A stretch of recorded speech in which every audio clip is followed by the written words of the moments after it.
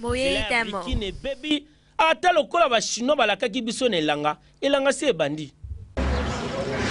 Oyo bozali komona ezali terrasse te, ezali nzela ya mai te kasi ezali nzela ya brikine ezalaki asphalté batu pe mituka ebane koleka awa normalement kasi tala eta nzela oyo ekomi pasi pe mawana kati ya Kinshasa na commune ya Ngaliema bandeko oyo bavivaka kala na nzela oyo balobi na micro lingala facile jile longo na Brick Congo ti ebimi na Kari Grèce kako bima na pompage soki mbula ebeti bakomi kokumba jona mu Congo poto katisa loro moye ezali te bakunzi basala biso malamu babongosela biso nzela oyo. Nzela oyo ezalaki nzela kitoko eza kouta brikine yako ya kobima ti awa na pompage bakamio ezoleka pa boza kosomba mabanga ezouta mpe na babriki kuna na brikine ezokita ti bazobima bango pompage en tout cas nzela oyo ebebi banda kala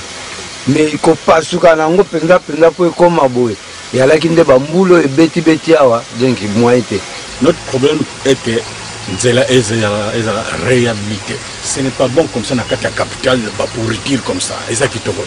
Dans la bâtiment, c'est comme si dans les fins fonds du Mayombe ou au fin fond de l'Équateur, c'est regrettable dans la capitale, autant la beauté. Il y a son nom, ezali pasi. Komona nzela oyo ata velo kokoka koleka te. Ba misala ba chino bazali kosala partout, tozali kosepela nango na bandal pe bisika ndenge na ndenge. Kasi bana ya koto balobi boko tela bango koto pona kosalisa bango pamba te bazali vraiment enclavé. Toyebi ke boyo kaka. Yes sir.